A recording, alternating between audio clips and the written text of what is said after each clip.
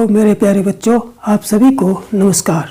प्यारे बच्चों, आप सभी का आपके अपने YouTube चैनल रविंद्र मैथ्स पर बहुत बहुत स्वागत है।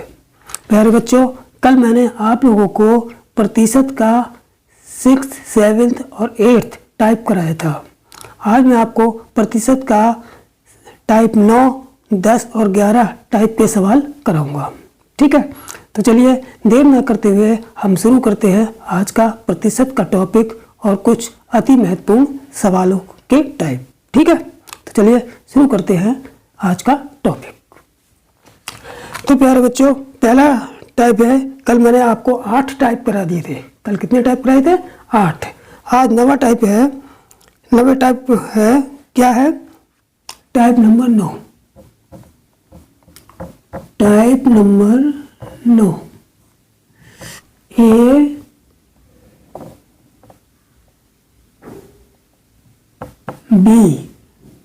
ए बी सी से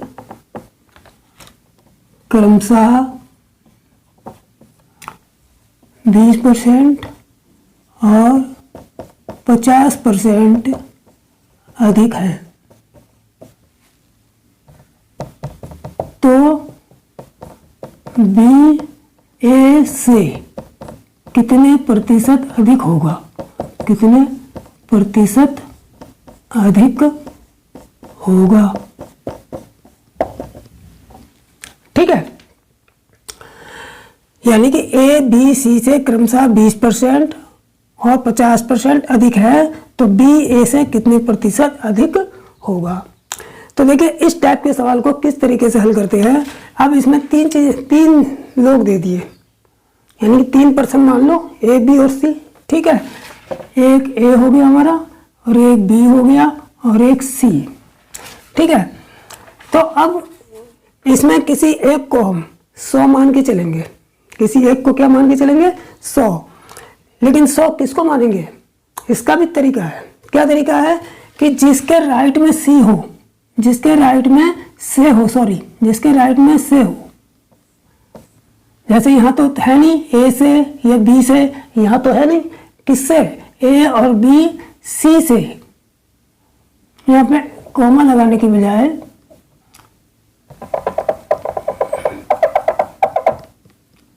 ए और बी कर देता हूं मैं, ए और बी। ठीक है, तो ए और बी किससे? सी से। तो जिसके आगे राइट में से लगा हो उसको हम 100 मान लेंगे, बेधड़क, बिना सोचे समझे। वैसे लड़के कंफ्यूजन में रहते हैं कि कहाँ से सवाल को स्टार्ट करें, कैसे करें, किसको 100 मान के करें, किसको 100 मान के नहीं करें। तो बिल्कुल अगर इस टाइप का सवाल है कि ए और बी किसी तीसरे पर्सन सी से 20% और 50% अधिक है, तो जिसके राइट में से हो, चिपका हो, बस उसी को 100 मान के चलेंगे। तो इसको मैंने 100 मान लिया। ठीक है, जब इसको 100 माना तो ए सी से 20% अधिक है। ए सी से 20% अधिक है, तो ए का मान कितना हो गया? जब 20% अधिक है तो 120 हो गया। ठीक है, बी का मान कितना अधिक है? 50% अधिक है। किससे? सी से। तो जब सी से 50% अधिक है, तो जब सी का मान 100 है तो बी का मान कितना हो जाएगा? 50% अधिक, यानी कि 150। 150 होगा। अगर सी का मान 100 है तो ये 20% अधिक है, तो 120 हो गया। ये बी है, सी से 150%, सी से 50% अधिक है, तो इसका मतलब सी का मान 100 है, तो बी का मान 150 हो जाएगा। ठीक है, अब आगे क्या पूछा है कि ए और बी से कितने प्रतिशत, बी ए से कितने प्रतिशत अधिक होगा? यानी कि बी जो है, इन दोनों की बात की गई है। बी जो है ए से कितने प्रतिशत अधिक होगा? कितने प्रतिशत अधिक होगा? तो सिंपल है, इसमें मैंने वाला फार्मूला बताया था। इनमें जब अधिक पूछा है तो अंतर निकालेंगे। तो ए और बी में अंतर, ए और बी में अंतर कितना है? जब अधिक पूछा है तो पहले अधिक निकाल तो लें, और अधिक कैसे निकलेगा? अंतर निकाल के। अंतर बटे यहाँ पर क्या आएगा? ए का मान आएगा या बी का मान आएगा? तो ये यहाँ से पता चलेगा। मैंने बताया था कि जो जिसके राइट में से लगा हो वो नीचे आएगा। तो किसके? बी ए से। तो ए के राइट में से है, कल ही मैंने बताया था। तो ये ए का मान रखेंगे, इसका मतलब ये 120। बी ए से कितने प्रतिशत अधिक है, तो ए का मान रखेंगे, यानी कि यहाँ पर 120 रखेंगे और मल्टीप्लाई कितने से कर देंगे, 100 से। ठीक है, यहाँ पर सी से केवल इतना मतलब रखा गया है कि सी की सहायता से बी का मान पता चल गया और ए का मान पता चल गया। सी के मान को हमने 100 माना, उसके बाद सी का काम खत्म, फिर ए और बी के बारे में हमसे पूछा है तो उसी के बारे में हम आंसर देंगे। ठीक है, तो बराबर अब अंतर ए और बी में अंतर कितना हो गया, ए का मान कितना है 120, बी का 150 है,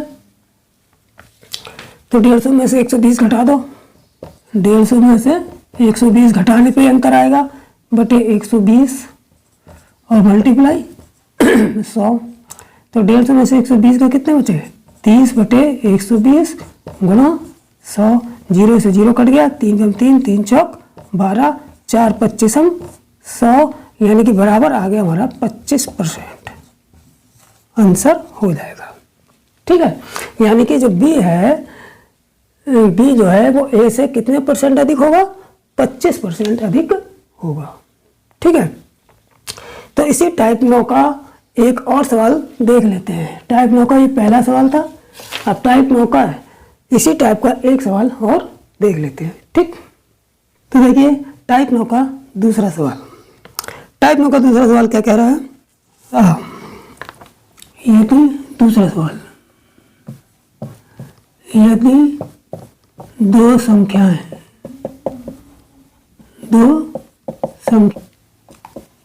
तीसरी संख्या की क्रमशः 28% और 70% है, तो पहली संख्या दूसरी संख्या की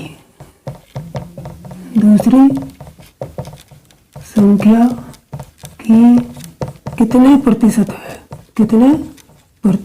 है, ठीक है। तो देखिए इस सवाल में क्या कहा गया है कि यदि दो संख्याएं तीसरी संख्या की क्रमशः 28% और 70% है, ठीक, तो पहली संख्या दूसरी संख्या की कितने प्रतिशत है।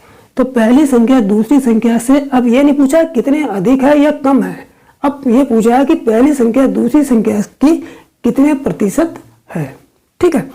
तो इसके लिए फिर वही करेंगे, हम तीन संख्या मान लेते हैं हम ए बी और सी तीन संख्याएं हैं, ठीक है, ए बी सी तीन संख्याएं हैं। तो तीसरी संख्या भी 100 किसको मान के चलेंगे, दो संख्याएं किसी तीसरी संख्या की जिसके आगे की राइट में की या से होगा उसी को 100 मानेंगे। तो तीसरी संख्या सी है तो इसी को हम 100 मान लेते हैं। तो दो संख्या तीसरी संख्या की क्रमशः 28%, यानी कि ए को अगर हमने पहली को ए मान लिया है तो ये जो है सी से 28%, सी की 28% है, अधिक तो नहीं कहा है, कितना कहा है, तीसरी की संख्या क्रमशः 28 और हाँ, अब इन्होंने अधिक नहीं कहा है, क्या कहा है कि तीसरी पहली वाली जो संख्या ए है वो तीसरी संख्या सी की 28% है। तो अगर सी की वैल्यू 100 है तो ए की कितनी हो जाएगी, 100 का 28% कितना हो जाएगा, 28, ठीक है। इसी प्रकार बी दूसरी संख्या हमने पहली वाली ए ले ली और ये वाली बी ले ली। जो बी है वो सी की कितनी है, 70%। तो जब सी की वैल्यू 100 है तो 100 का 70% कितना हो जाएगा, 70 हो जाएगा, ठीक है। अब ये पूछा है कि तो पहली संख्या यानी कि ए जो है वो दूसरी संख्या की कितने प्रतिशत है, यानी कि पहली संख्या ए दूसरी संख्या बी की कितने प्रतिशत है, ठीक है। तो कैसे निकालेंगे, पहली संख्या दूसरी संख्या की, देखो अब ऊपर कौन सी रखेंगे, संख्या की जिसके राइट में की या से हो उसे हम क्या रखते हैं, उसे हम नीचे रखते हैं, हमेशा उसे हम नीचे रखेंगे और दूसरी वाली को ऊपर। तो दूसरी कौन सी बची, दूसरी संख्या की, तो दूसरी वाली तो हम रखेंगे नीचे। तो पहली संख्या कौन सी है, ए को हम ऊपर रखेंगे, बी को हम नीचे रखेंगे और मल्टीप्लाई 100 से कर देंगे। तो ए कितना हो गया हमारे पास 28 और b कितना हो गया 70 मल्टीप्लाई 100, 0 से 0 काट दो, 7 चौक 28, 4 धाम 40%, यही हमारा आंसर हो जाएगा। यानी कि जो पहली संख्या दूसरी संख्या की पहली संख्या दूसरी संख्या की 40% होगी। ठीक है, पहली संख्या दूसरी संख्या की कितनी होगी 40% होगी। ठीक, तो ये याद रखेंगे, यहाँ पर परसेंटेज पूछा है कि तो सी को तीसरी को 100 मान लेंगे और ए जो है सी की 28% है, इसलिए ए 100 का, अगर ये सी 100 है तो इसका 100 का 28% ए 28 हो जाएगा। बी सी का 70% है, अगर सी हमने 100 माना तो 100 का 70% बी 70 हो जाएगा। फिर ए बी की कितने प्रतिशत है, तो जो ए बी की कितने प्रतिशत है, जिसके राइट में की लगाओ उसको हम नीचे रखेंगे, यानी कि बी दूसरी संख्या बी है, बी के आगे की लगाए, की या से लगाओ उसे हम नीचे रखेंगे और उस दूसरी संख्या को ऊपर रख के 100 से मल्टीप्लाई करके निकाल लेंगे कि पहली संख्या की दूसरी संख्या कितने प्रतिशत है। ठीक है, तो चलिए अब चलते हैं टाइप नंबर 10 पे। तो टाइप 9 में इस टाइप के सवालों को मैंने रखा है। ठीक, तो इस टाइप के जब भी सवाल आएंगे हम इस तरीके से इसको मान के कर लेंगे। ठीक है, तो चलिए अब टाइप नंबर 10 पर। टाइप 10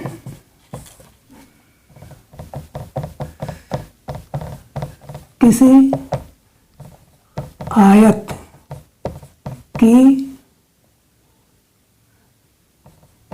लंबाई में x% की वृद्धि,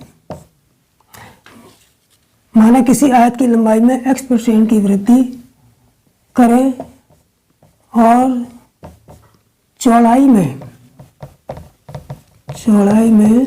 y% की वृद्धि करें तो उसके क्षेत्रफल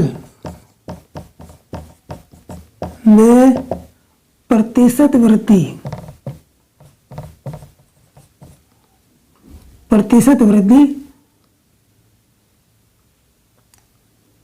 या कमी बराबर हो जाएगी x plus y plus x y बटे 100। ठीक है, एक तो तरीका ये है, एक तो फार्मूला ये है, दूसरा है प्रतिशत वृद्धि या कमी।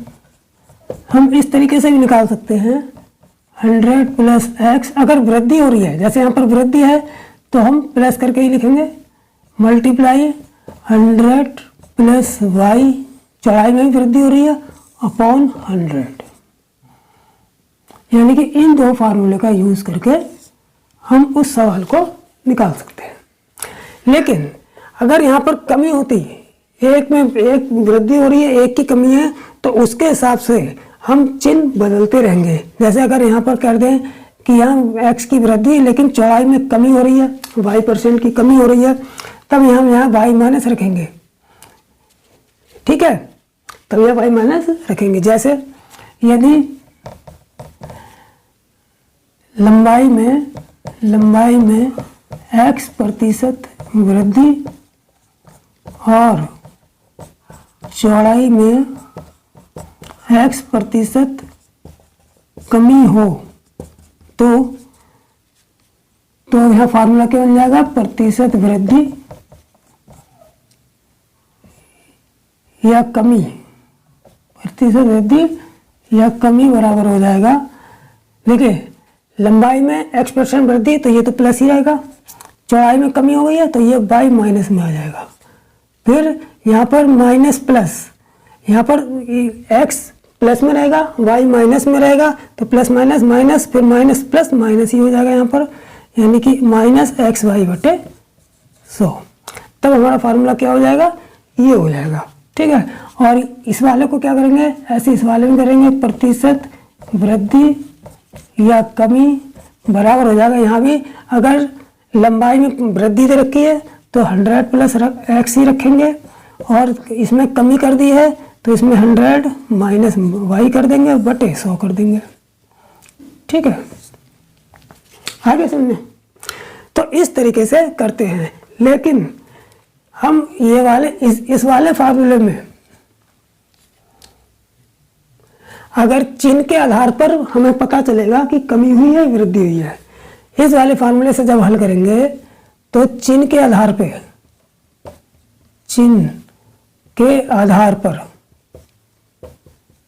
पर कमी या वृद्धि होगी, कमी या वृद्धि पता करेंगे। अगर वैल्यू माइनस में आ रही है, तो कमी होगी, और अगर वैल्यू प्लस में आ रही है तो वृद्धि होगी, इस वाले फार्मूले से, ठीक है। लेकिन जब इस वाले फार्मूले का यूज होगा तो इसमें जो है 100 से ऊपर वैल्यू आ रही है, 100 से ऊपर वैल्यू आ रही है तो वृद्धि है, 100 से ऊपर वैल्यू आने पर वृद्धि, और 100 से नीचे आने पर, 100 से नीचे जितनी आएगी वह कमी होगी, ठीक है। तो इस वाले फार्मूले से जब हम हल करेंगे तब तो चिन्ह के आधार पे पता चलेगा कि कितने प्रतिशत वृद्धि हुई है या कमी हुई है। अगर चिन्ह हमारा प्लस में, अगर हमारी संख्या पॉजिटिव आ रही है तो वृद्धि हुई है, संख्या नेगेटिव आ रही है, रिजल्ट नेगेटिव संख्या में आ रहा है तो कमी होगी। और इसमें 100 से ऊपर अगर संख्या आ रही है, मान 100 से ऊपर आ रहा है तो वृद्धि हो रही है, और 100 से कम आ रहा है तो कमी हो रही है। जैसे मान लो इसको हम किसी सवाल को हल करने पर मान 120 आया तो 120 उत्तर नहीं होगा, उत्तर होगा 20% वृद्धि। और मान 80 आया तो उत्तर 80 नहीं होगा, आंसर कितना हो जाएगा, 100 में से 80 घटा दो 20, यानी 20% की कमी हो गई है, ठीक है। तो बाकी मैं जब सवाल कराऊंगा तो धीरे धीरे अपने आप पता चल जाएगा, ठीक है। ज़्यादातर क्वेश्चन जो है हम इस फार्मूले से करेंगे, क्योंकि ये फार्मूला करने में थोड़ा ज़्यादा आसानी लगेगी, ठीक है। और ये कुछ खासी कोई सवाल होगा तब इससे करेंगे, वरना ज़्यादातर क्वेश्चन जो है इस वाले फार्मूले से हल करेंगे, ठीक है। तो चलिए चलते हैं टाइप 10 के कुछ सवाल कर लेते हैं, ठीक है। तो देखिए बच्चों, टाइप 10 का पहला सवाल क्या है, किसी आयत की लंबाई में 20% की कमी और चौड़ाई में 30% की वृद्धि करने पर क्या प्रभाव होगा, करने पर इस तरीके से लिख लेंगे, उसके क्षेत्रफल में कितने प्रतिशत की वृद्धि या कमी होगी, ठीक है। आगे समझ, तो किसी आयत की लंबाई में 20% की वृद्धि और चौड़ाई में 20% की कमी और चौड़ाई में 30% की वृद्धि करने पर उसके क्षेत्रफल में कितने प्रतिशत की वृद्धि या कमी होगी, ठीक है। तो मैंने बताया था, मैं पहले दूसरा वाला जो फार्मूला ज़्यादातर वो यूज़ करेंगे। तो उसमें क्या था कि उसमें ये था कि अगर एक कमी है, जैसे 20% की कमी है तो 100 में से हम 20 घटा देंगे, गुणा, ठीक है। और चौड़ाई में 30% की वृद्धि हो रही है, तो जब वृद्धि है तो 100 में 30 जोड़ देंगे और बटे 100, ठीक है। प्रतिशत वृद्धि या कमी बराबर। ठीक है, अब इसको हल कर लेंगे। 100 में से 20 गया 80 हो गया, 100 और 30 130 हो गया और बटे 100, 100 से 100 ये कट गया, 13 अट्ठे 104 प्रतिशत। अब देखिए मैंने बताया था कि इस फार्मूले में लास्ट में वृद्धि या कमी कैसे पता चलेगी। अगर मान 100 से ऊपर आता है, अब देखिए यहाँ पर कितना आया, यहाँ पर 104% आया। ठीक है, 100 से ऊपर कितना है, अब ये देखेंगे हम 100 से ऊपर कितना है, 100 से ऊपर 4 ही तो है, तो यहाँ आंसर जो आएगा 4% वृद्धि आएगा, ये आंसर आएगा। ठीक है, ये आंसर नहीं आएगा, ये तो हमें पता चल रहा है 100, इससे हमें पता चलेगा कि कितना आंसर आया है। तो 100 से ऊपर कितना है 4, तो हमें 4% वृद्धि आंसर आएगा। अगर ये होता मान लो 300, तो 100 से ऊपर कितना है, 100 से ऊपर 200 है, तो आंसर हमारा 200% वृद्धि आता। अगर ये होता मान लो 1500, तो 100 से ऊपर कितना है 1400, तो 1400% आंसर आता। अगर मान लो ये होता केवल 5%, तो 5% आंसर नहीं आता। हम ये देखेंगे 100 से नीचे कितना है, 100 से नीचे कितना है 95, यानी 95% की जब 100 से नीचे आएगा मान तो कमी होगी, लेकिन कितनी कमी होगी 100 में से घटा के पता करेंगे। मान लो यहाँ पर 5 था तो 100 में से 5 गए 95, यानी 95% की कमी होगी। अगर मान लो इसका आता 45, यहाँ पर 45 आता तो 100 में से 45 गए 55, तो 55% की कमी होगी। तो ठीक है, तो जब भी इस टाइप के फार्मूले से निकालेंगे तो हमें जो है इस तरीके से जो आंसर आएगा उसमें 100 से ऊपर या 100 के नीचे संख्या जो आएगी वो आंसर होगी। 100 से ऊपर आएगी तो प्रतिशत वृद्धि आएगी, और 100 से नीचे संख्या आएगी तो वो प्रतिशत कमी आएगी। ठीक है, तो चलिए चलते हैं नेक्स्ट सवाल पर। दूसरा सवाल, ठीक है, दूसरा सवाल क्या है, किसी राज्य में बिजली की खपत में बिजली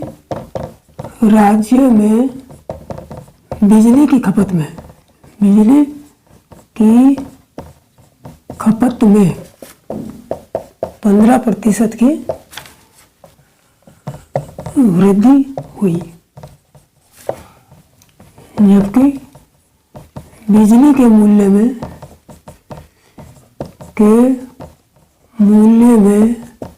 12% की कमी आई। तो इससे राजस्व पर क्या प्रभाव पड़ेगा।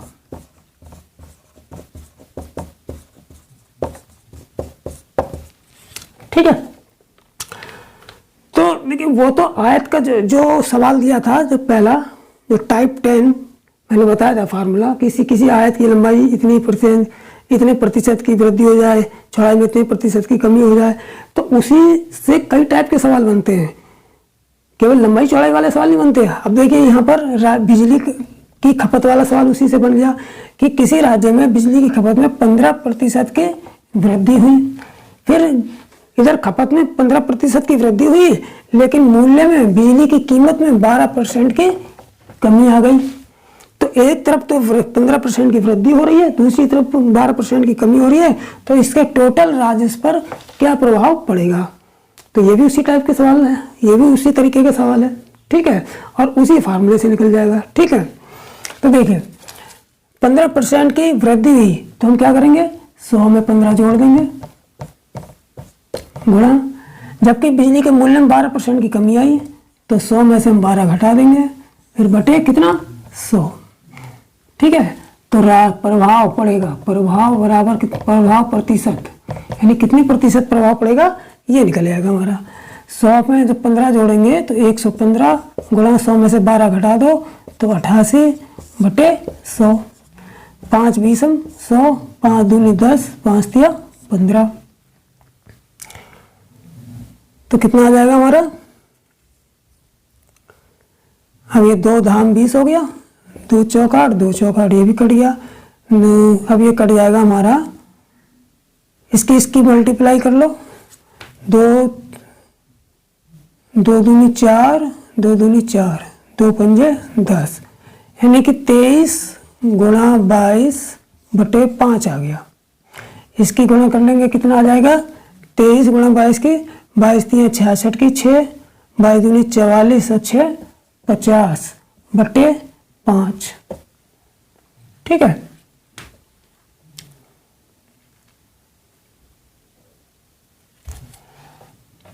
तो इतना आ गया प्रतिशत। ठीक है, लेकिन मैंने बताया था कि जब स्टेप्स इस फार्मूले से करेंगे तो इसमें मान क्या 100 से माइनस करके पता करेंगे। अगर मान 100 से ज़्यादा आएगा तो माइनस करके पता करेंगे। तो इसमें देखो पता कर लेंगे कितना है, तो 100 माइनस 506/5, नहीं सॉरी, ये ज़्यादा मान आया है तो इसमें से 100 घटा देंगे। जैसे अगर यहाँ वहाँ पर पिछले सवाल में 104 आया था तो 104 में से हमने 100 माइनस कर दिए थे, यानी 100 से ऊपर निकालने के लिए क्या करेंगे, 100 को माइनस ही तो करेंगे। तो 104 में से 100 माइनस कर दिए, तब 4% उत्तर आया था। तो यहाँ पे भी हम इस मान से 100 माइनस कर देंगे, 506/5 माइनस 100, तो 5 की गुणा 100 में हो जाएगी, तो 506 माइनस 500/5, 506 में से 500 गए, 6/5% आंसर आ जाएगा वृद्धि। चूंकि ये मान जो है 100 से ऊपर था इसलिए वृद्धि होगी कितनी, 6/5% वृद्धि आंसर आ जाएगा।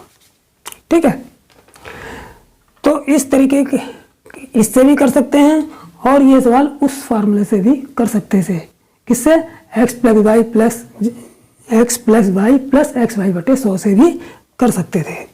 ठीक है, तो चलिए अब चलते हैं सवाल नंबर 3 पर।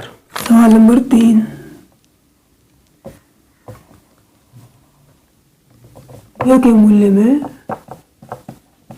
रेडियो के मूल्य में 15% की वृद्धि करने पर 15% या 15% की कमी करने पर, कमी है, कमी करने पर बिक्री में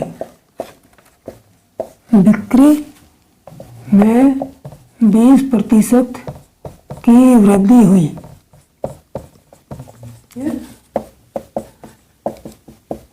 तो ये कर में, कर का मतलब टैक्स, यानी कि टैक्स में कितने प्रतिशत की वृद्धि या कमी हुई।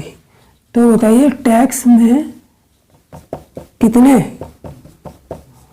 प्रतिशत वृद्धि या कमी हुई।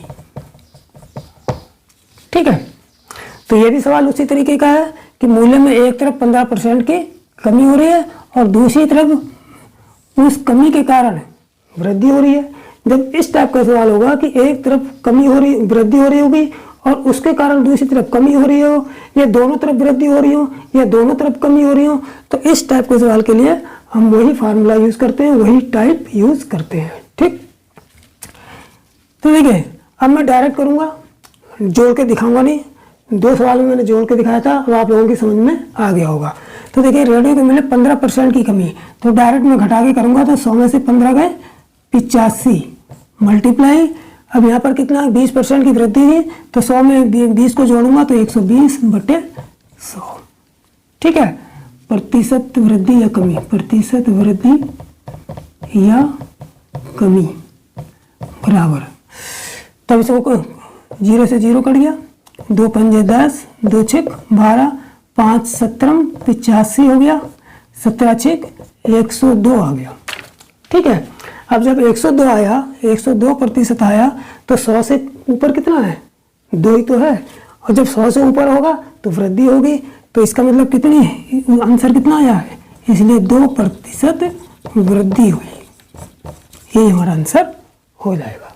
ठीक, अब चौथा सवाल देख लेते हैं। 50% और 30% के 2 छूट, छूट का मतलब डिस्काउंट, डिस्काउंट, छूट का मतलब जैसे मार्केट में जाते हैं तो उससे कहते हैं भैया छूट दे दो, डिस्काउंट दे दो। ठीक, तो 2 छूट कितनी है, 50% और 30% के दो छूट हैं, दो डिस्काउंट दे रखे हमको। छूट कितने की एक छूट के बराबर होगी, कितने की एक छूट के बराबर होगी,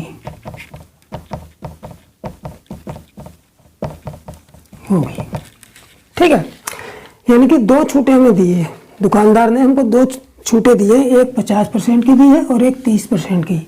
तो इन दोनों की बजाय कोई एक छूट दे दे जो इन दोनों के बराबर हो, तो वो कुछ छूट कैसे निकालेंगे, बिल्कुल इसी फार्मूले से।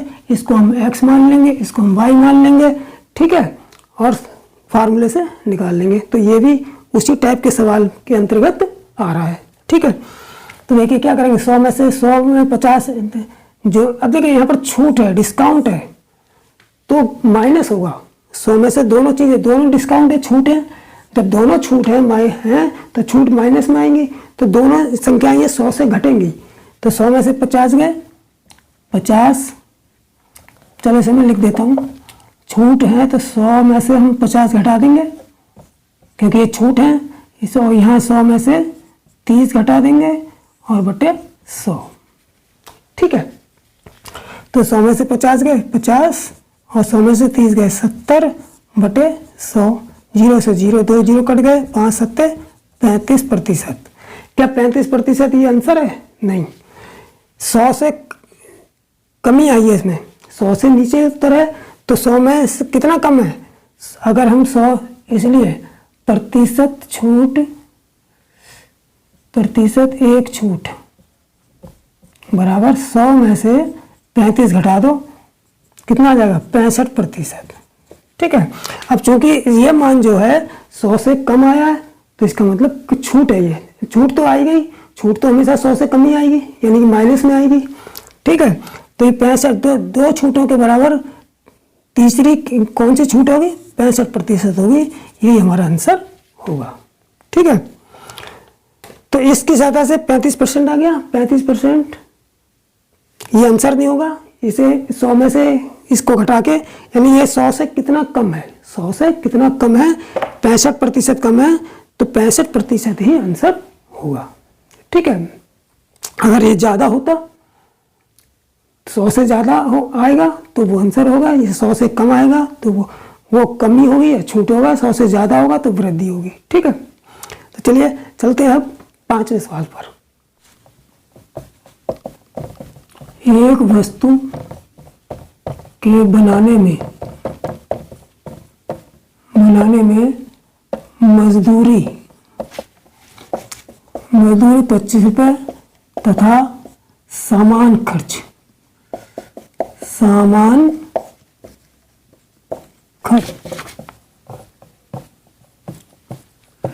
यदि मजदूरी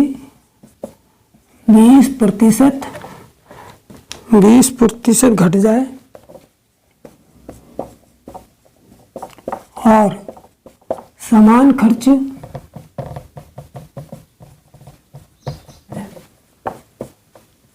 25% बढ़ जाए, तो वृद्धि कभी, तो वस्तु के बनने के खर्चे में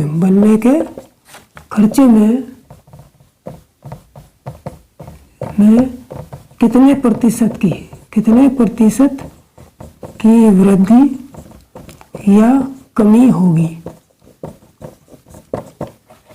ठीक है। तो देखिए इस सवाल को करने में हम ऐसा नहीं करेंगे कि पहले 25 रुपये, मजदूरी 25 रुपये दे रखी है, अब मजदूरी 20% घट गई तो 25 का 20% निकालेंगे, फिर उसमें घटाएंगे, ऐसा नहीं करेंगे। हम डायरेक्ट प्रतिशत का इस्तेमाल करके इस सवाल को हल कर सकते हैं, ठीक है, क्योंकि हमसे क्या पूछा है, कितने प्रतिशत की वृद्धि है, प्रतिशत वृद्धि या कमी पूछी है, तो डायरेक्ट हम इसका और इसका इस्तेमाल करेंगे, इससे कोई मतलब नहीं रखेंगे, ठीक है। तो देखिए इसको हम x मान लेंगे, ये हमारा x हो गया, ये y हो गया, और उसी फार्मूले में रख देंगे, ठीक है।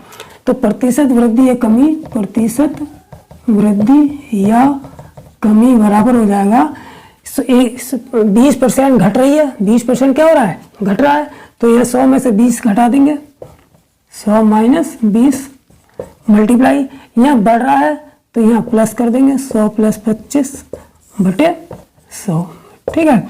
100 में से 20 गया, ये 80 हो गया, 100 में से 100 प्लस 25 125 हो जाएगा बटे 100, 25 पंजे 125, 25 चौक 100, 4 20 हम 80, 20 पंजे 100, 20 पंजे कितना गया 100। तो देखिए अब यहाँ पर आ गया 100, इसकी वैल्यू कितनी आ गई 100।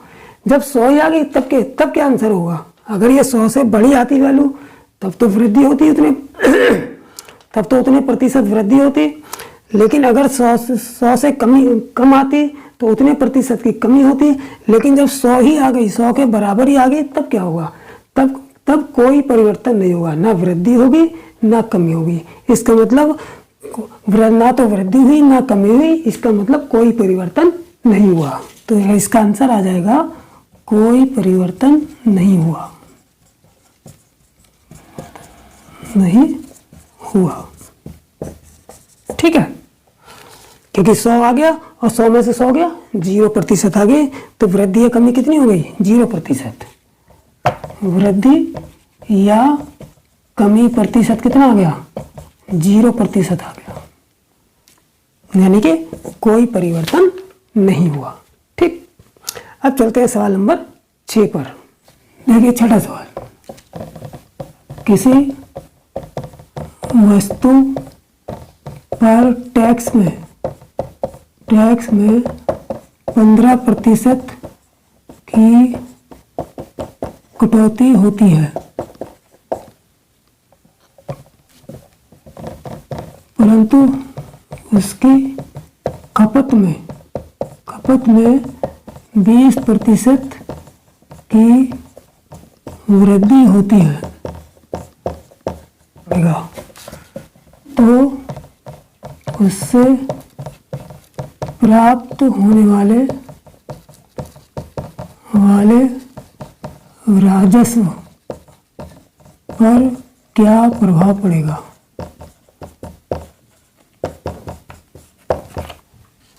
ठीक है, तो इसका भी वैसे ही निकालेंगे। यहाँ 15% की कटौती हो रही है, यानी कि कमी हो रही है, और यहाँ 20% की वृद्धि हो रही है। ठीक है, तो क्या करेंगे, यहाँ कटौती है तो 100 में से 15 घटा देंगे, 100 में से 15 घट गया, और यहाँ वृद्धि हो रही है तो 100 में जोड़ देंगे, 100 प्लस 20 बटे 100, तो कितना हो गया, ये 100 में से 15 गए, ये 85 गुणा 100 120, 120 बटे 100, 0 से 0 कट गया, 2 पंजे 10, 2 छः 12, 5 17 85, 17 छः 102, 102%। इसका मतलब 100 से मान कितना ऊपर आया, 2 आया, तो इसका मतलब 2% की वृद्धि आ गई। ये आंसर हो गया। ठीक है, अब देखिए 7वां सवाल, आयत की लंबाई में x% की वृद्धि और चौड़ाई में y% की कमी करने पर के क्षेत्रफल पर, उसके क्षेत्रफल पर क्या प्रभाव पड़ेगा।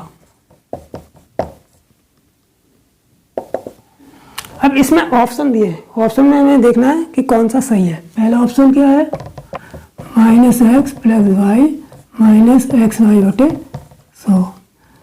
दूसरा ऑप्शन है B, x minus y plus XY बटे 100।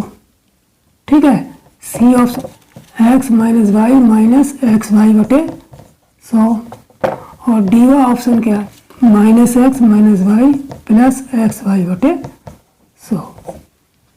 तो देखिए कभी कभी क्वेश्चन इस तरीके से भी पूछ लेता है, लेकिन अब इस तरह का क्वेश्चन करने के लिए हम उस फार्मूले का तो यूज नहीं करेंगे कि 100 plus x 100 minus y, 100 plus x 100 minus y बटे 100। इसमें तो फिर इसी टाइप के फार्मूला इन्होंने दे रखा है, तो अगर वो फार्मूला याद होगा हमें तो उससे इसकी कंपेयर करके इसका आंसर निकाल लेंगे। तो देखिए यहाँ पर x% की वृद्धि हो रही है और चौड़ाई में y% की कमी हो रही है। इसका मतलब यह है कि अगर ये फार्मूला मैंने क्या लिखाया था, x + y + xy/100 लिखाया था, ये तो लिखाया था। तो जब x% की वृद्धि हो रही है तो ये तो प्लस ही रहेगा, लेकिन y% की कमी हो रही है तो y हमारा किस में आ जाएगा, माइनस में आ जाएगा। जब यहाँ माइनस आ गया, अब यहाँ भी प्लस, यहाँ भी x तो प्लस में ही रहेगा और y हमारा किस में आ जाएगा, माइनस में आ जाएगा बटे 100। तो x - y या माइनस प्लस फिर माइनस हो जाएगा, तो xy/100, यानी कि आंसर हमारा ये आएगा। ठीक है, तो ये वाला आंसर जिस ऑप्शन में होगा वही ऑप्शन सही है। तो देखिए इसमें पहले वाला भी गलत, इसमें भी नहीं है, दूसरे वाले में भी इस टाइप का ऑप्शन नहीं है, तीसरा वाला हमारा सही है, तो ये हमारा राइट होगा। ठीक है, तो इस फार्मूले की सहायता से कहीं पर कमी हो रही है या वृद्धि हो रही है तो इस तरीके का सवाल कभी देंगे तो उसे आसानी से हल कर लेंगे। ठीक है, तो चलिए चलते हैं 8वें सवाल पर। किसी वर्ग के क्षेत्रफल में, किसी वर्ग की भुजा में, वर्ग की भुजा में किसी वर्ग की भुजा में 10% की वृद्धि करने पर वर्ग की प्रत्येक भुजा में, 4 भुजाएं होती हैं वर्ग की, तो प्रत्येक भुजा में 10% की वृद्धि करने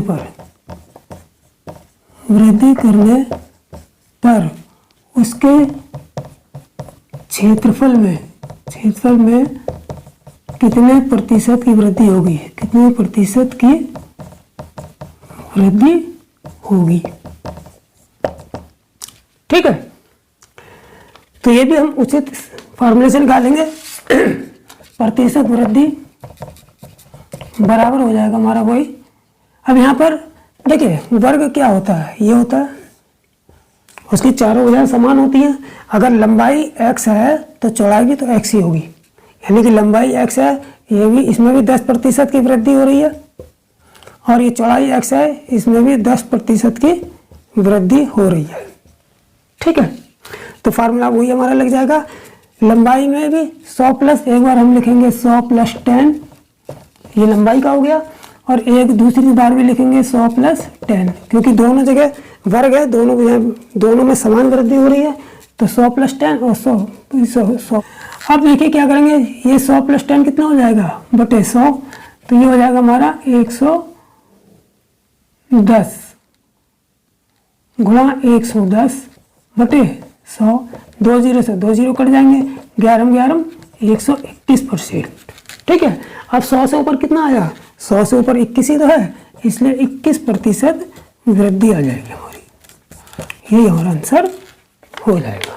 ठीक है, तो वर्ग की प्रत्येक भुजा में 10% की वृद्धि या 20% की, तो इस टाइप का भी जो सवाल होगा वो भी इस फार्मूले से हल हो जाएगा, या तो इससे कर लेंगे या उससे, लेकिन ज़्यादातर कोशिश करेंगे ये थोड़ा सा ठीक मुझे लगता है।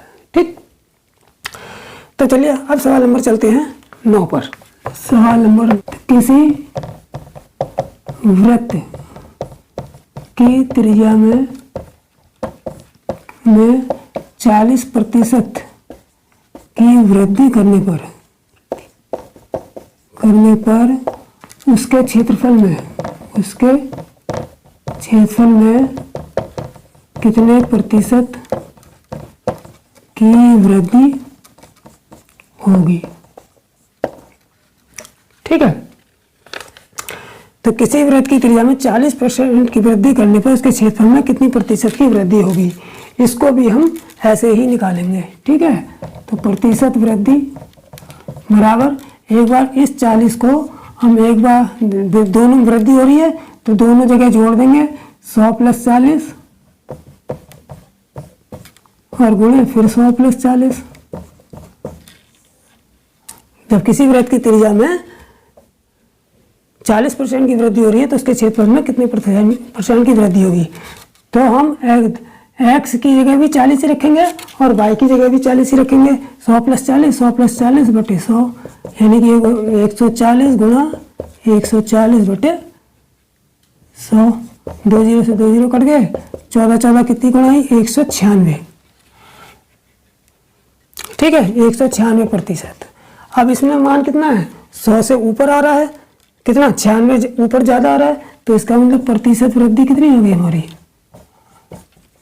96% आंसर। ठीक है, तो आगे समझना, तो इस तरीके से इसको हम निकाल लेंगे। ठीक, तो चलिए अब चलते हैं सवाल नंबर 10 पर। तो क्वेश्चन, किसी गोले की त्रिज्या में, गोले की त्रिज्या में 50% वृद्धि होने पर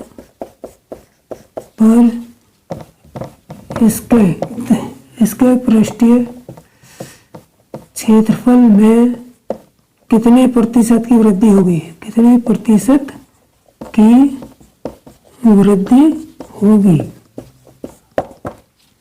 ठीक है, तो इसमें भी गोले में देखो वर्ग हो गया,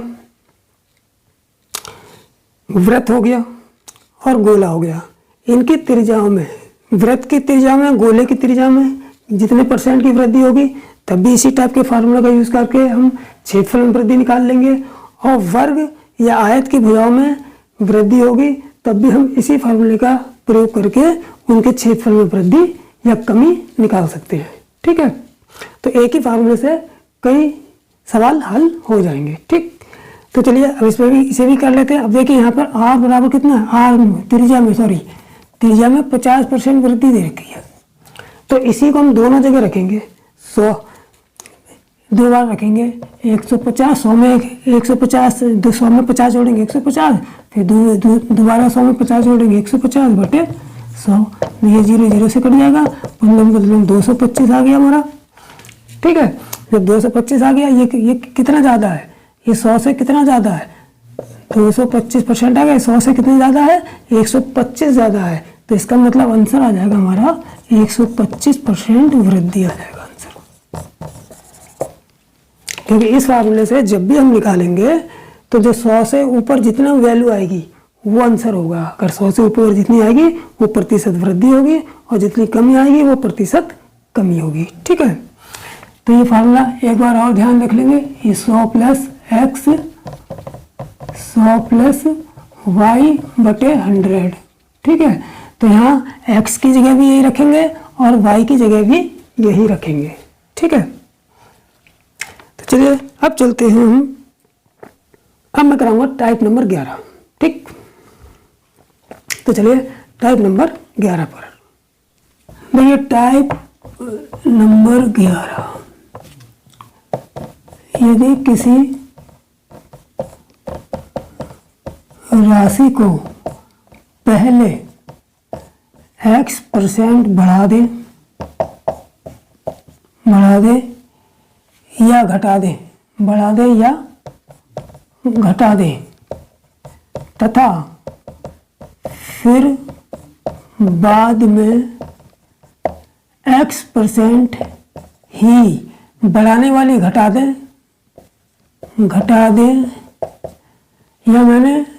या बढ़ा दे, यानी बढ़ाने वाली घटा दे और घटाने वाली बढ़ा दे,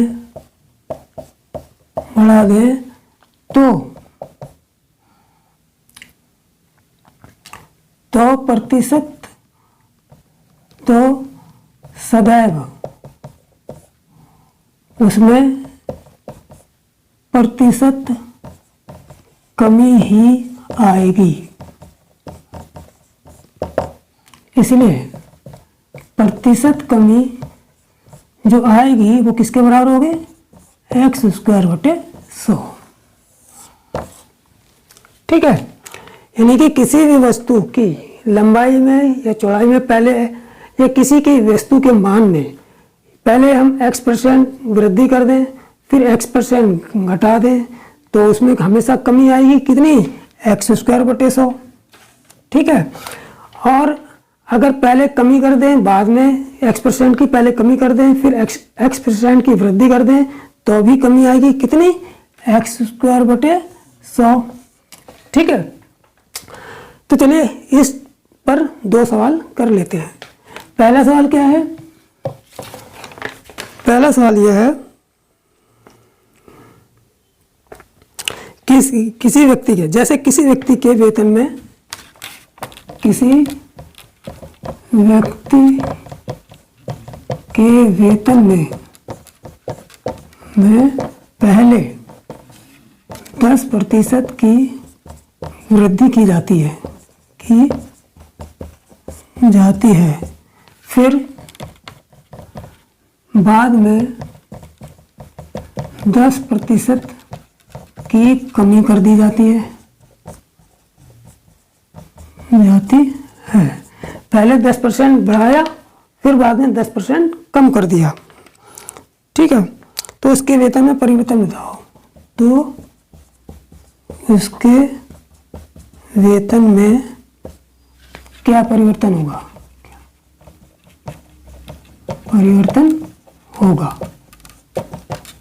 ठीक है, तो सिंपल है, एक ही मात्रा बराबर है। देखो 10% की वृद्धि कर रहे हैं और 10% की कमी कर रहे हैं। अगर एक ही संख्या बराबर वृद्धि हो रही है, फिर बराबर ही बाद में कमी हो रही है, तो हमेशा कमी होगी। तो हमेशा क्या होगी? कमी। तो इसलिए प्रतिशत कमी हो जाएगी हमारी बराबर वेतन में प्रतिशत कमी, वेतन में प्रतिशत कमी ही आएगी। बराबर कितनी होगी? x²/100। और x कितना है? ये x की जगह हमारा 10 रख दिया जाएगा। ठीक है, तो बराबर 10² यानी कि 100/10, 10 10 का स्क्वायर 100/100, 100 से 100 कट गया, बराबर 100 ही कम 100 कट गया, बराबर 1%। यानी कि 1% की कमी आ गई, 1% की कमी आएगी। ठीक है, यही हमारा आंसर हो जाएगा। ठीक, तो इस बात को याद रखेंगे कि जब भी किसी वस्तु में समान मात्रा में एक बार वृद्धि की जाएगी प्रतिशत में और एक बार प्रतिशत में कमी की जाएगी, तो उस वस्तु में हमेशा जो है परिवर्तन जो होगा वो प्रतिशत कमी ही आएगा। और वो प्रतिशत कमी कैसे निकालेंगे? x²/100, यानी कि उस जितनी कमी या वृद्धि करेंगे उसका वर्ग करके और 100 से डिवाइड कर देंगे। ठीक है, तो चलिए इसका एक सवाल और अंतिम सवाल और ले लेते हैं। ठीक, दूसरा क्वेश्चन, एक आयत की लंबाई में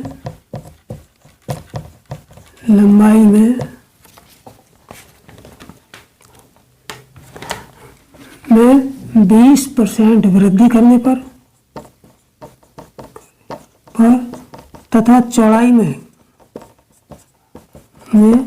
20% कमी करने पर उसके क्षेत्रफल में क्या परिवर्तन होगा?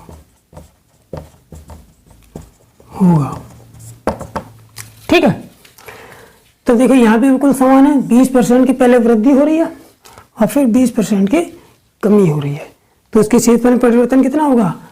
क्षेत्रफल में क्या होगी? कमी होगी, वृद्धि होगी? कमी ही होगी। जब समान मात्रा में एक जगह वृद्धि हो रही है, समान मात्रा में एक जगह कमी हो रही है, तो फिर रिजल्ट जो प्रतिशत में आएगा वो कमी में ही आएगा। तो क्षेत्रफल में प्रतिशत कमी आएगी, कमी बराबर हो जाएगा कितना? x²/100। तो यहाँ x की जगह क्या रख लेंगे? 20। तो यह हो जाएगा हमारा 20² 100, यानी कि 400/100। 0 से 0 कट गया, यानी कि 4% की कमी आ गई। ठीक है, यही हमारा आंसर हो जाएगा। कितनी आएगी? 4% की कमी आ जाएगी। ठीक है, तो मेरे प्यारे बच्चों, आज टाइप 11 हो गए। 11 टाइप के सवाल मैंने आप लोगों को करा दिए प्रतिशत के। अब मैं अभी प्रतिशत के और भी टाइप बचे हैं, उनके सवाल मैं कराऊंगा। और जब टाइप वाले सवाल एक ही टाइप के कई सवाल हैं, वो जब खत्म हो जाएंगे फिर मैं मिसलिनियस सवाल कराऊंगा, यानी कि मिक्स सवाल। यानी कि प्रतिशत तो बहुत बड़ा चैप्टर है, फिर मैं मिसलिनियस यानी कि मिश्रित सवाल कराऊंगा। लेकिन पहले मैं जो इम्पोर्टेंट टाइप के सवाल लगातार पेपरों में जो आते रहते हैं, कुछ विशेष टाइप के सवाल जो हैं जो लगातार पेपरों में आते रहते हैं, तो उन विशेष टाइप के सवालों को पहले मैं सीरियल वाइज से करा रहा हूँ। जब ये सारे टाइप करा दूंगा जो इम्पोर्टेंट टाइप हैं, उसके बाद फिर मैं प्रतिशत के मिसलिनियस सवाल यानी मिश्रित सवाल हर टाइप के मिला के पेपर सेट करवाऊँगा। ठीक है, फिर उसके बाद जो है फिर मैं नेक्स्ट चैप्टर करवाऊँगा प्रॉफिट एंड लॉस का। ठीक, तो अभी प्रतिशत काफ़ी बचा है, वो कराना है। ठीक है, तो चलिए अब चलते हैं, टाइप नंबर जब 12 कराऊंगा तो वो नेक्स्ट वीडियो में कराऊंगा। ठीक है, तो चलिए तब तक के लिए जय हिंद, जय भारत।